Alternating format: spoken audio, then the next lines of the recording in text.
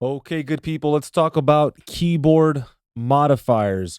We know that we can hit key commands, we can access menu commands inside of Logic. If you utilize keyboard modifiers, this truly can help you take your game to the next level. Just like anything, you get started, you hit the ground running. At some point, if you want to level up your game, you're going to have to learn the intricate ways of that particular field. In this case, we have to look at keyboard modifiers. So if you look at these specific models, I'm looking for the extended numerical keyboard. This can be something that you purchase, something that came with your desktop iMac. If you have a laptop, this may look a little bit different for you, and I can't really speak to what it is you're going to see and how you can find various keys. I know they have extended keyboards out in the market that you can purchase, and I'm not telling you to buy one. I'm just explaining to you that this has helped me very much, and I do have a desktop, and so I have access to an extended keyboard such as you can see right here. All right, so when we look at this list, we can see all the usual suspects: Command, Option, start learning these if you don't know any of them, Control, Shift.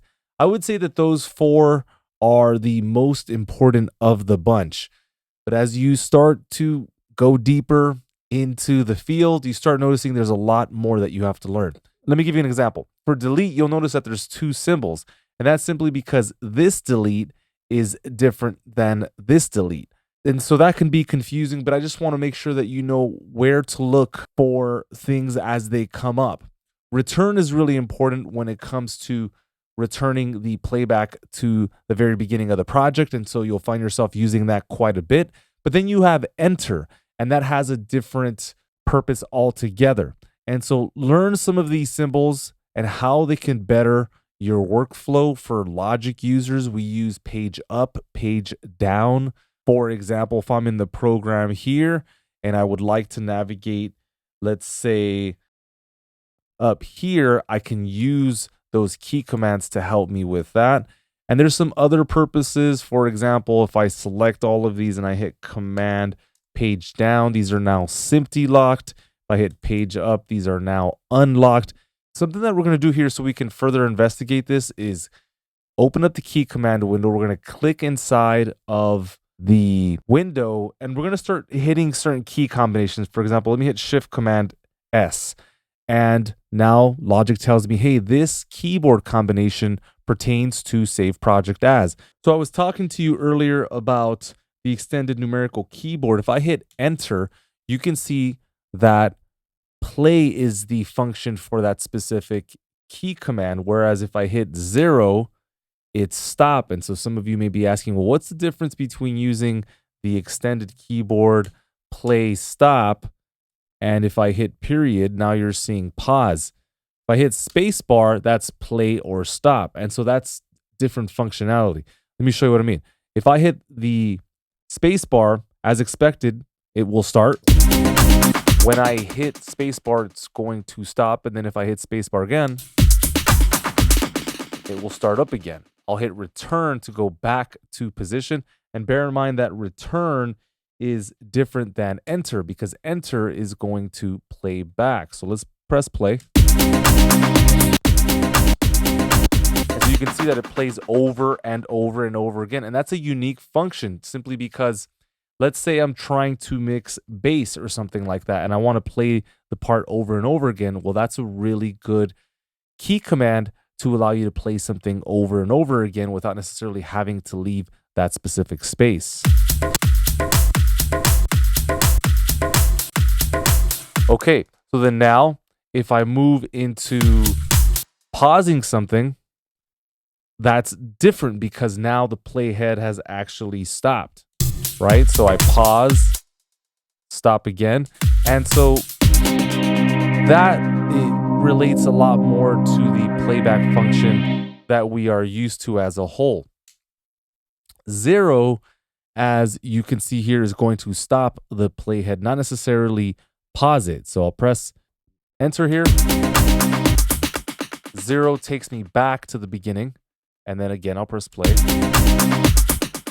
And so there's a different functionality there. I'm not saying that everybody will need this, but there will be some of you that take this on, and this makes a big difference. So let's look at some of these keyboard modifiers and let's see which ones are really going to help. So like I said, Command, Option, Control, Shift are the big ones that you will find. For example, if I hold Control Option, we know that we can access the zooming tool. This saves me time and energy because I don't have to hover over the tool menu up here and then select the appropriate zoom tool. I could just simply hit Control Option. I don't have to hit T, open up the tool menu or the floating tool menu.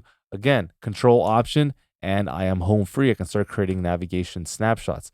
This is one of many different combinations that we will go over in this series. But the reason we're bringing this up now is because I want to teach you how to get off the grid. And so that's going to look something like this. We know how to move within the grid and to do so in a precise manner, but sometimes you're going to have to get off of the grid. And I want to teach you how to do this in an intelligent and efficient manner. Most times you're going to want to be on the grid, and sometimes you will want to be off the grid. When you do, we have to learn how to utilize Control and Shift. So there are times where you're just going to want to use Control, and there are times you're going to want to use Control and Shift together. And this applies to everything that we've already spoken about. Moving regions, moving MIDI events, resizing, creating marquee selections, and creating cycle regions. So let's look at this a little bit further. If I want to move this specific region, actually, let's do these two up here. Okay, my snap to grid is set to bar. And so, as expected, two regions are in key focus. They are selected. If I drag them over, we're moving in bars. What if maybe we wanted this one to start a little bit off the grid? And probably what would be more relevant is to bring up, let's say, a crash inside of the program. So I'm going to enable all my loops, and just by way of example, we're just going to pretend that this is a perfect crash for this, and we play this back, but somehow it's not fulfilling enough. It's not doing what we want it to. So I'm going to select it, make sure it's in focus, and then now I'm going to select tick because I want to be off of the grid. Of course, we can always hit the key combination Control G. That will turn off the snap menu, and then I can slightly move this out of position. For those of you that have taken my other courses, you know that I am a big proponent of the audio track editor. Why? Because I can look at the information on my screen a little bit better. And so then now this is a little bit off the grid. It's done so in an intelligent way.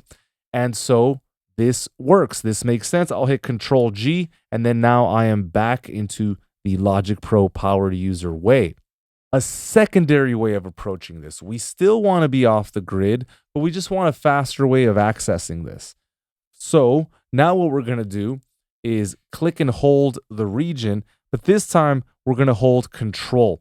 We're used to moving from bar to bar, but if I hold Control, look at what happens here. I click, I hold, and then I hold Control after the fact, and now I'm not moving per bar.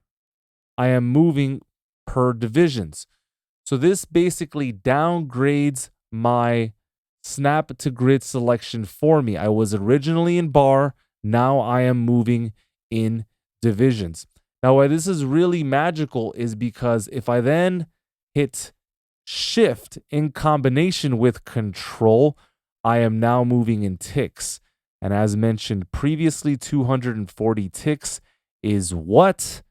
One division. So if you really want to fine tune something, you can do so in this manner. I will hit Control Z. We're not just talking about moving, we're also talking about resizing. This time my snap is set to beat. So check this out. If I resize, it's doing what we would expect. This is great. I will hold Control. Now we have shifted and are starting to use division. So this is working. And of course, if I want to get off of the grid, work within ticks. Now we see the behavior. reflected in the fourth number, which is the length of this specific region. All right, let's hit Command Z. So this is going to help a lot. Again, this pertains to marquee selections. This pertains to creating cycle regions as well. Spend some time with this, really lock this in. The only two that you really have to know are Control and Shift. To be 100% clear one more time, depending on what it is you're doing, you click, hold, and then you hit the keyboard modifier. I'll start with Control, and you know that takes us from bar to division. And then if you want to fine tune and find Control, you hold Control and Shift together, and then you are controlling ticks. All right, team, go ahead and lock that skill in, and I will see you in the next video.